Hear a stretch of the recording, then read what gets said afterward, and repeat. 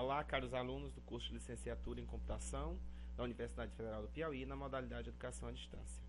Sou o professor Renato Lima e mais uma vez tenho o prazer de me juntar a vocês nessa etapa formativa tão importante, que é a graduação, a base onde alicerçamos o nosso caminho profissional academicamente. Nesse momento, vamos discutir algumas questões relacionadas ao estágio curricular supervisionado 3, que acontece no ensino médio e técnico.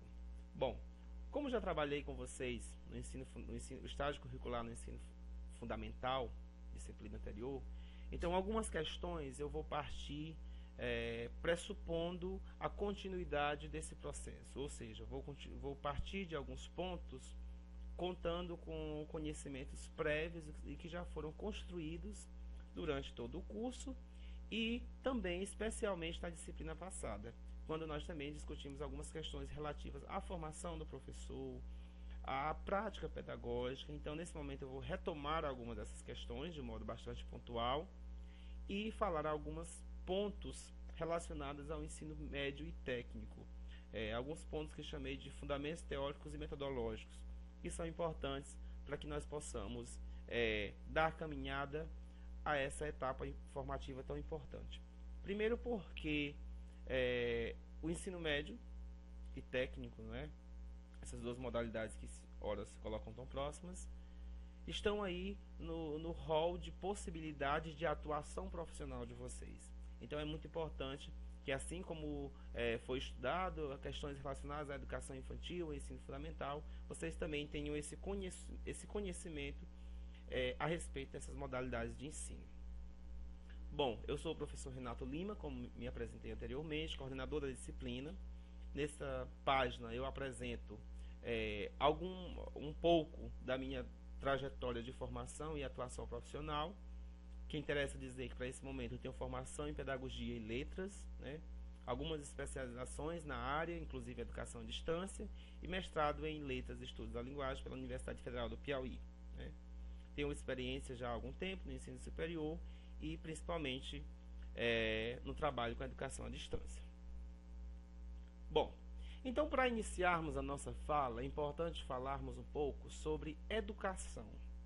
Que processo é esse que nós estamos imersos e que a escola é chamada a fazer parte de tudo isso? Bom, existe um autor chamado Carlos Rodrigues Brandão, num pequeno livro chamado O que é Educação, que ele vai dizer que a educação acontece em todos os lugares e ela é mediada por diferentes agentes, por diferentes sujeitos, e que talvez a escola e o professor nem sejam os melhores lugares e os melhores sujeitos para isso. Concordo com Carlos Rodrigues Brandão, essa é uma reflexão importante, um conceito bastante amplo de educação e difundido. No entanto, é importante tomarmos para nós essa responsabilidade enquanto escola que nós temos nisso, certo? Diferentes agências, como o autor coloca, são capazes e possíveis de promover uma educação. No entanto, a escola, historicamente, é uma instituição que se construiu a partir dessa demanda, de levar, de promover circunstâncias de educação. E aí, nesse primeiro slide, eu trago o que eu chamaria de um retrato da nossa educação, que foi uma notícia publicada em 2014 pela revista Veja, e que traz lá o resultado do Brasil em penúltimo lugar no ranking de educação mundial. Tem uma lista de 36 países, o Brasil está em 35º lugar, com uma fachada embaixo chamada de muita falta de educação. Trago esse texto para nós refletirmos sobre o real estado de educação no nosso país e o que nós podemos, de modo individual, eu chamo a atenção mesmo para a sua prática de sala de aula, de modo individual, fazer para alterar minimamente, mas cada um dando a sua parcela, esses resultados que nós temos. O que nós temos feito de modo comprometido, de modo ético e responsável para que a minha prática como educador seja eficiente e colabore para reduzir de alguma forma esse índice. E aí, eu acho importante retomar alguns pontos. Por que eu coloquei retomando alguns pontos? sobre estágio supervisionado, sobre formação de professores e sobre a influência das tecnologias na educação. Por quê? Porque justamente esses aspectos nós já trabalhamos de forma bastante aprofundada na disciplina anterior. Então, agora eu vou apenas falar brevemente, tocar brevemente para que vocês possam recorrer a esses conhecimentos e trazer para essa nova modalidade onde acontece o estágio, que no caso é o ensino médio. Bom, o estágio na formação de professores. Unidade de Teoria e Prática, né? Esse é um título de um texto clássico da Selma Garrido Pimenta, que está inclusive na referência obrigatória da disciplina, em que ela coloca esse subtítulo em forma de pergunta e que nos faz refletir sobre a importância entre a teoria e a prática. Esses dois eixos tão fundamentais. A essência da atividade, a prática do professor, é o ensino-aprendizagem. Então, a essência do fazer docente é o processo de ensino e aprendizagem. O professor ele precisa estar preocupado com essas questões. De modo que o conhecimento técnico, prático, de como garantir que a aprendizagem se realize, em consequência de ensinar. Ou seja, a sua preocupação docente, ela deve partir disso. Como ocorre a aprendizagem? Sabendo como ocorre a aprendizagem, eu vou me preocupar em como ensinar. Isso rompe totalmente com uma visão vertical de como a escola se organizou durante muito tempo, que era de um professor que sabia que ensinava para um aluno que não sabia. Era uma ideia de uma tábua rasa que ia receber uma mensagem de um outro. E nessa perspectiva, não. Eu primeiro preciso conhecer esse meu sujeito, as condições reais de aprendizagem, para a partir disso pensar em como eu vou ensinar. Certo? Diante disso, a atividade docente sistemática e científica toma objetivamente conhecer o seu objeto, que é ensinar e aprender, de modo intencional, não causístico. Ou seja, há uma intenção, há um comprometimento por parte do sujeito docente, nós professores, vocês em processo de formação, com essa prática de ensinar, que não é causística, ou seja, não é por acaso, mas é uma prática intencional e comprometida. Bom, as dimensões de conhecimento e intencionalidade, teoria, atividade teórica, e de intervenção e transformação, prática, da atividade docente confere-lhe o sentido da atividade teórico-prática, ou seja, da praxe. Né? Essa ideia da praxe, a relação teoria e praxe é para Marx, teórica e prática. Prática na medida em que a teoria, como guia da ação, molda a atividade do homem, particularmente a atividade revolucionária. Teórica na medida em que essa relação é consistente. Ou seja, o que isso nos ensina é de que nós temos dois eixos que nós precisamos, de modo igual, reconhecendo seus limites e seus campos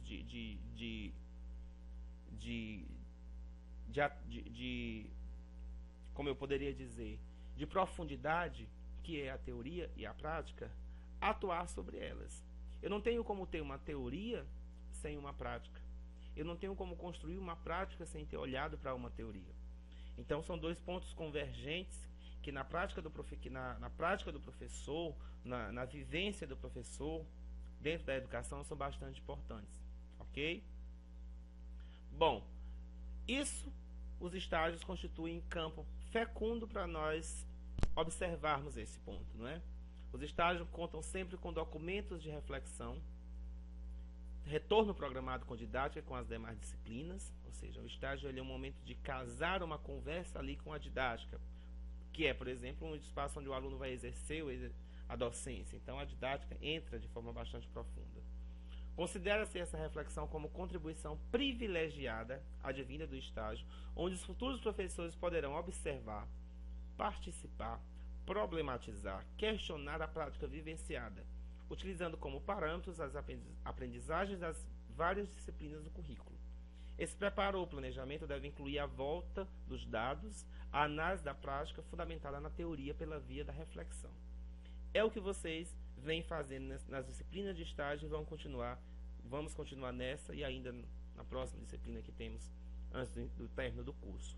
É esse cuidado de ir ao espaço, observar, diagnosticar uma realidade, a partir desse diagnóstico, planejar uma ação e planejar uma ação, e diante dessa realidade em que você percebeu alguma fragilidade ou alguma potencialidade, algum ponto que você possa intervir, você dar alguma contribuição, algum retorno, que dentro da nossa disciplina nós chamamos de projeto de intervenção. Então, isso é muito importante e o estágio possibilita isso ao aluno. Bom, então, como fazer isso dentro dessa modalidade de ensino, que é o ensino médio ou técnico? E aí eu tenho alguns pontos importantes para nós refletirmos. O ensino médio, começo falando sobre as origens dessa modalidade de ensino. Ele surgiu ligado ao ensino jesuítico por volta do século XVI até o século XVIII, né, quando aconteceu prioritariamente a influência desse ensino no Brasil. E como toda a educação que é fruto daquela época, que é herança daquela época, ela tem um caráter tradicional bastante marcado, bastante presente. Por quê? Porque a educação no Brasil se construiu a partir desse modelo. Então nós tínhamos um ensino mnemônico e repetitivo, ou seja, baseado na decoração, no decoreba, como tanto se critica hoje, bem como uma rigidez disciplinar, e favorecia o ensino de disciplinas voltadas à ética religiosa, como é bem natural. Era um ensino que era organizado pela Igreja Católica, as grandes instituições, e que atendiam a demanda de formação. Isso demanda, quando eu falo, não uma demanda que atendesse todas as classes sociais, muito pelo contrário.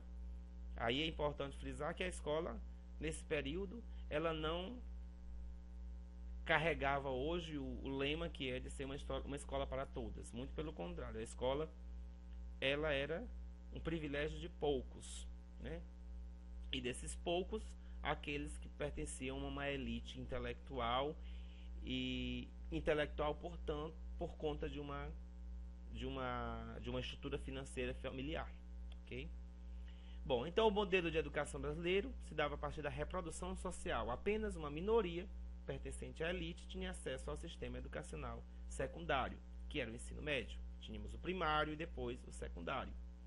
Bom, a redemocratização brasileira e a Constituição Federal de 1988 redesenharam a função da escola e do ensino médio brasileiro e introduziram novas diretrizes que resultaram na consolidação da Lei de Diretrizes Bases para a Educação, de 1996, transformações que ampliaram a oferta do ensino médio público. Bom, então, percorrendo todo essa trajetória de construção dessa modalidade de ensino, um marco importante de destacarmos é o que traz a Constituição Federal de 88 e, posteriormente, a Lei de Diretrizes e Bases da Educação, de 96, 9394/96, que é a nossa atual lei que rege a educação e que vai trazer algumas orientações, algumas finalidades do que é o ensino médio que interessa para nós sabermos nesse momento.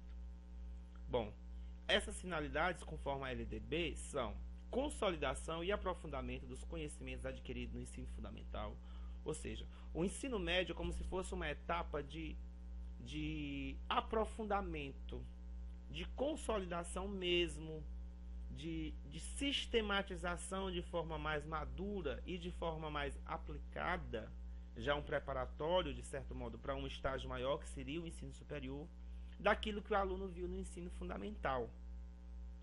Como o próprio nome, ensino médio, é um ponto intermediário que vai prepará-lo para um ponto que requer maior maturidade, que é o ensino superior, que é onde o aluno vai se enveredar por uma carreira, e diferente do ensino médio, ele não vai estudar mais todas as disciplinas do currículo, mas o ensino médio, ele vai estudar disciplinas comuns para todos, que vão dar para ele uma alicerce, uma base para seguir na carreira profissional. Preparação básica para o trabalho e para a cidadania, isso é muito importante, porque qual é o nosso público de ensino médio? Já são adolescentes, jovens que estão saindo dessa etapa da adolescência e logo também entrando no mercado de trabalho, né? E para esse exercício da cidadania como sujeito adultos. Aprimoramento do educando como pessoa humana, formação ética, autonomia intelectual e pensamento crítico. Também isso é um aspecto fundamental, a formação humana desse sujeito, nesses aspectos éticos, intelectuais e uma autonomia crítica, principalmente. Termos um jovem pensante, um jovem que é questionador, não é? Que massa jovem é essa que sai do ensino médio e que não tem um posicionamento crítico diante das questões que ele vive. Então, o ensino médio ele também tem essa função. Compreensão dos fundamentos científicos e tecnológicos dos processos produtivos da sociedade, como é que está a sociedade avançando tecnologicamente e como é que nós estamos nos posicionando e como é que nós estamos, de alguma forma, contribuindo de forma proativa ou não com isso. O ensino médio, desde sua origem, então, sempre apresentou uma divisão entre aquele destinado à preparação para o ingresso no ensino superior e aquele destinado ao mercado de trabalho. Ou seja, o ensino constituía-se como um meio para alcançar uma dessas finalidades, não sendo visto como um fim a formação básica. Contudo, ainda observa-se, principalmente na rede privada, a ocorrência da primeira função do ensino médio, que é o preparo para o ensino superior. Por que que isso acontece? Porque na nossa realidade de ensino e de educação, ainda temos um cenário marcado muito pela má distribuição de renda entre as classes sociais. Então, muitas vezes, não é uma realidade distante nossa o aluno ter o objetivo de terminar o ensino médio apenas para se inserir no mercado de trabalho,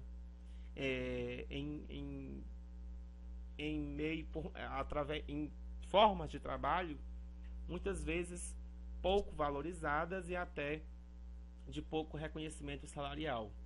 Mas para ele é uma oportunidade de trabalho, diferentemente das classes mais favorecidas, em que o ensino médio é uma etapa, um meio de cumprir a exigência para chegar ao ensino superior e, portanto, ter uma formação muito mais sólida e uma profissão, certo?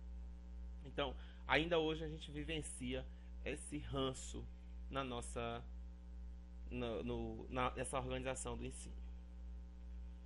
E o impacto dos avanços tecnológicos e das mudanças político-econômicas trouxeram, no que se refere ao ensino médio, estes avanços se deram, como vimos, na determinação da progressiva universalização de sua obrigatoriedade e gratuidade, e na explicação de objetivos que, se cumpridos, asseguram uma educação realmente básica para todos os estudantes que concluírem. Então, esses avanços todos que houveram nos últimos tempos garantiram impulsionados principalmente pelo que orienta a LDB, impulsionaram a obrigatoriedade do ensino médio, tanto na esfera estadual como na esfera federal. Hoje cabe a demanda desse ensino. E, se cumpridos esses objetivos, como o autor coloca, aliás, cumpridos esses objetivos, realmente nós teremos uma educação básica, sólida, e que prepare o estudante para se inserir na vida do mercado de trabalho ou na vida acadêmica da universidade de forma madura, de forma crítica e consciente. Políticas para o ensino médio no Brasil. Nas duas últimas décadas, os indicadores, tanto de acesso quanto de permanência dos adolescentes de 15 a 17 anos na escola, melhoraram, mas num ritmo e com qualidade aquém do necessário para assegurar a todos os garotos e garotas, e a cada um deles, o direito de aprender. Universalizar o ensino médio com qualidade permanece hoje um dos principais desafios no campo das políticas educacionais. Por quê? Um problema muito sério que nós temos no ensino médio e que vocês, enquanto estudantes, vão se deparar é a questão da própria evasão. Porque o aluno no ensino médio é aquele aluno que está nessa fase que por si só é bastante complexa, que é a adolescência, e nessa fase ele é uma fase de descobertas, é uma fase que ele enfrenta diferentes desafios, muitas vezes, o que inclui a necessidade de trabalhar, e quando não consegue conciliar o trabalho com a escola, ele acaba tendo que desistir. Então, é um grande desafio, porque se esse aluno não frequenta a escola, se ele não termina, não conclui essa etapa, ele vai para esse índice de evasão. Veja duas questões que são importantes: acesso e permanência. O aluno deve acessar o ensino médio no primeiro ano e permanecer até o terceiro, para que ele cumpra essa etapa efetivamente. Do contrário, esse aluno vai ter deixado a escola, e em que circunstâncias e por quais motivos, e de que modo pode estar sendo garantido o acesso a esse direito, a esse sujeito que não está dentro da escola. Bom, e o ensino médio hoje? O ensino médio no Brasil tem muitas funções. É ponto de encontro das muitas contradições do ensino brasileiro. Pode-se dizer que é um nível de ensino em permanente crise de identidade. A maior prova disso é a atual reforma no ensino médio que nós vivenciamos hoje no país, que é uma questão que se coloca de forma bastante polêmica e que tem dividido opiniões entre os especialistas e entre os educadores. Temos o ensino médio único, exceto nas escolas técnicas, cujas diferenças se dão pela modalidade técnica. Isto posto, observa-se que todos os alunos devem ter o mesmo currículo. Não se optou por percursos diferentes, como na França, Portugal, Espanha e Inglaterra, quando preparam o aluno para a continuidade dos estudos no ensino superior. E nem por um currículo flexível, como na Comprehensive High School, criada no século XX, nos Estados Unidos, onde cada escola oferece de forma diversificada, com disciplinas preparando para o superior e outras para a formação profissional.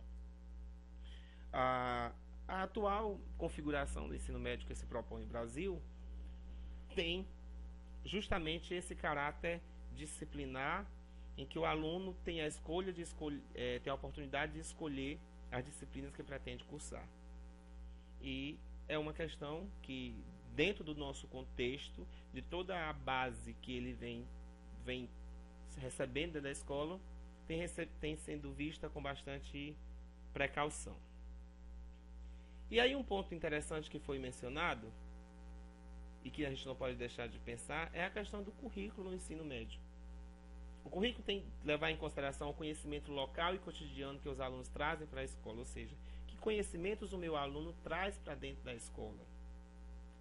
Que conhecimentos esse aluno tem de vida e de experiências culturais e de experiências vivenciais, seja na família, na comunidade onde vive, e que ele traz para dentro da escola e que a escola precisa acolher isso dentro do seu currículo. A estrutura do conhecimento local é planejada para relacionar-se com o particular e não pode fornecer a base para quaisquer princípios generalizáveis. Fornecer acesso a tais princípios é uma das principais razões pela quais todos os países têm escola. Então, o currículo da escola, de qualquer segmento de ensino, ele precisa ser construído no chão da realidade em que os alunos vivem, para que assim, desse modo, essa modalidade de ensino, no caso ensino médio, consiga alcançar e consiga de tal modo constituir-se como uma ferramenta de acesso democrático à cidadania e aos direitos sociais, como se pretende. E aí nós temos o ensino técnico, que no nosso penúltimo slide já anunciava um pouco disso, dessa articulação entre o ensino médio e o técnico.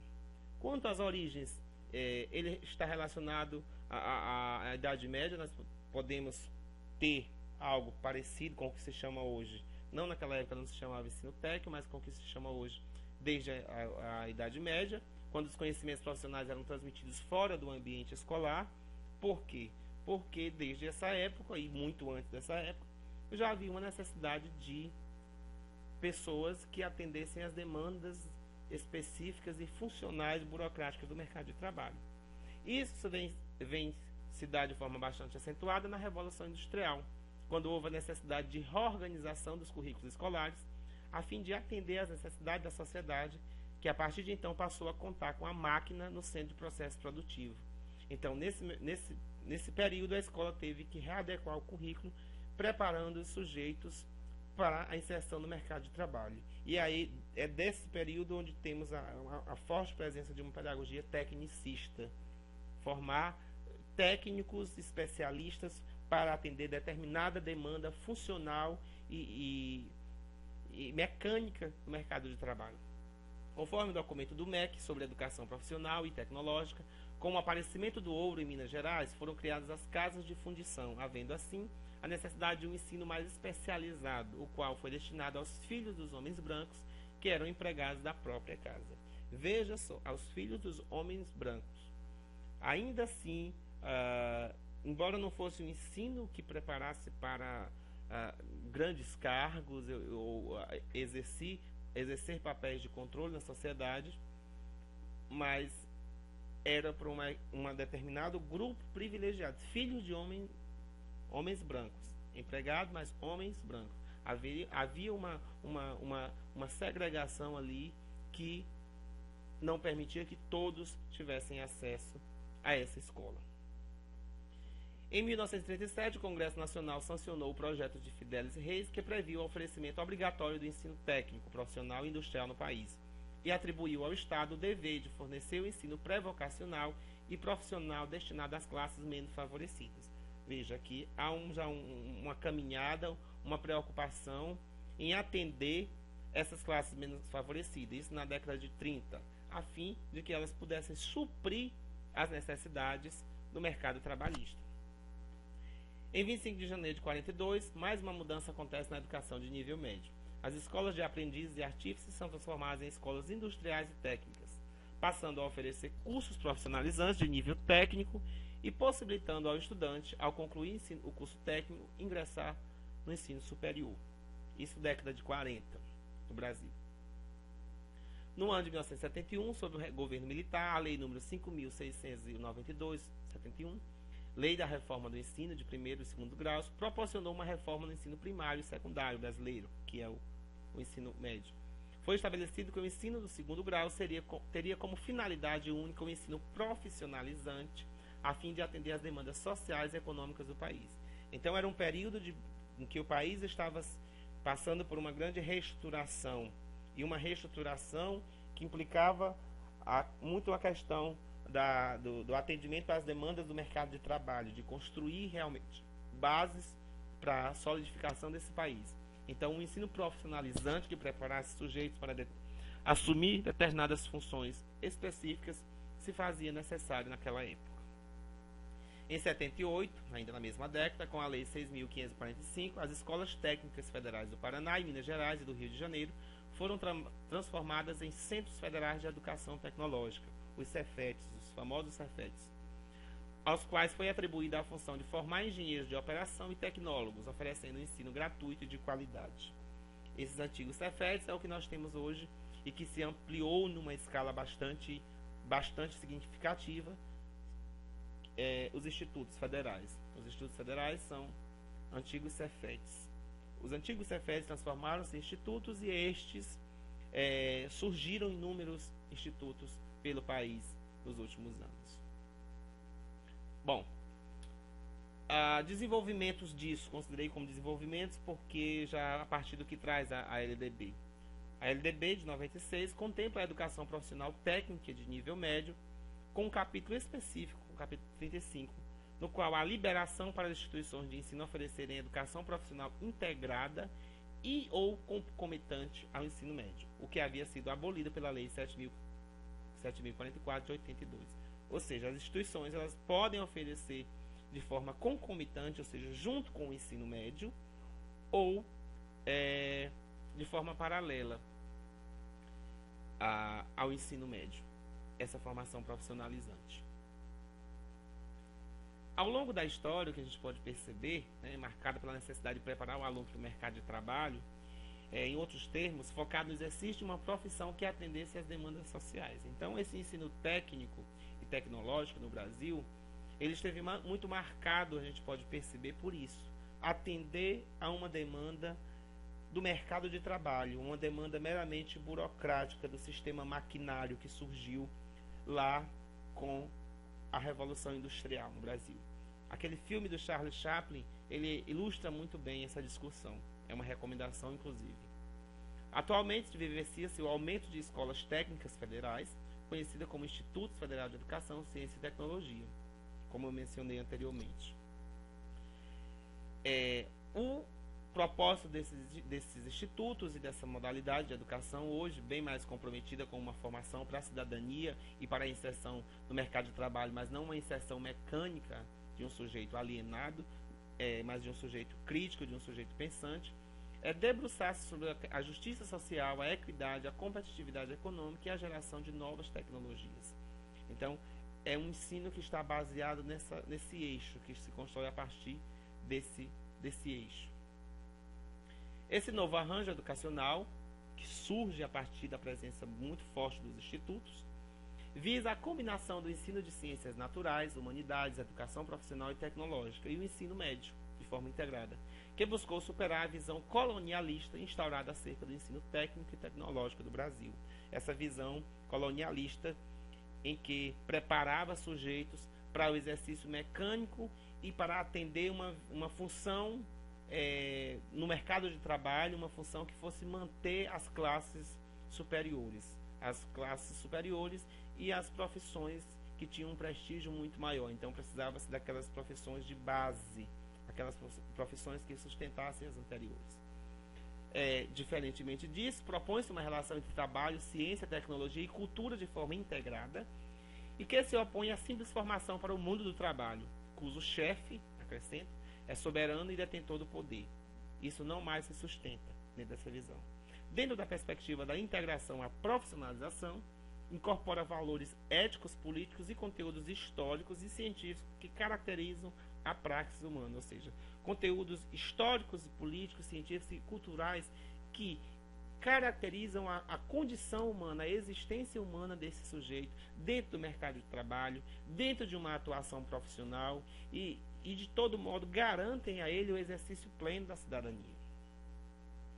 O ensino médio, o ensino técnico hoje, a visão de trabalho dentro do ensino técnico é muito importante nós termos isso esclarecido, que o trabalho constitui-se como princípio educativo do ensino médio à medida que permite a compreensão do processo histórico da produção científica e tecnológica, como conhecimentos desenvolvidos e apropriados socialmente para a transformação das condições naturais da vida e a ampliação das capacidades, das potencialidades dos sentidos humanos. Muito importante essa noção, a noção de trabalho que permeia toda essa modalidade de ensino. O trabalho se constitui como um princípio educativo no ensino médio, à medida que coloca exigências específicas para o processo educativo, visando a participação direta dos membros da sociedade no trabalho socialmente produtivo. Nessa concepção, encontra-se justificada a organização da base unitária do ensino médio, integrando a formação geral e a profissional, superando a dualidade entre elas. Então, aí, essa formação geral que o aluno precisa ter, uma base curricular, a base curricular nacional estabelece isso, que o aluno precisa ter, e uma base profissional que é mais específica, mas que isso se dá de modo integrado dentro da formação.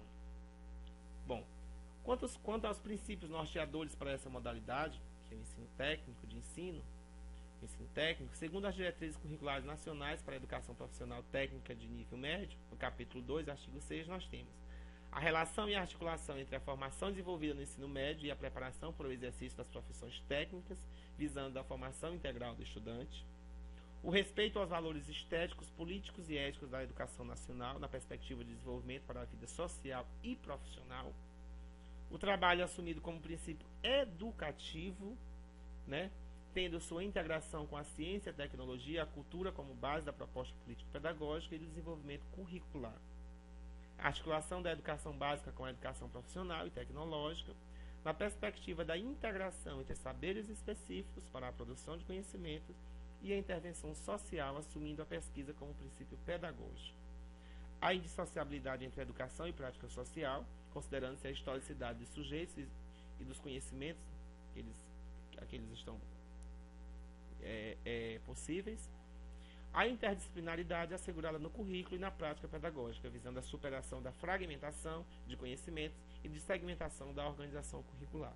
Então, no meio de todos esses princípios que estão nas diretrizes curriculares, uma questão que salta de todos eles e que é bastante comum, a ideia de uma formação que prepare o sujeito para o exercício da cidadania, para o exercício crítico da sua atuação no mercado, seja no mercado de trabalho, ou seja na extensão que ele vai dar a sua formação, seja na universidade, na graduação, na pós-graduação. Então, o ensino médio técnico, aí ele tem essa função, esse compromisso, né? Na sua modalidade técnica, não apenas formar o sujeito de forma mecânica, mas prepará-los para o desenvolvimento da vida social. O que é a vida social?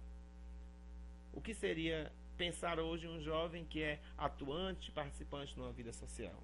É um sujeito que pensa. E um sujeito que pensa é um sujeito, portanto, que participa, que não se conforma, que não se dá por satisfeito tudo aquilo que é imposto pela sociedade. Bom, de tudo isso, trago algumas considerações para nós levarmos de forma ainda mais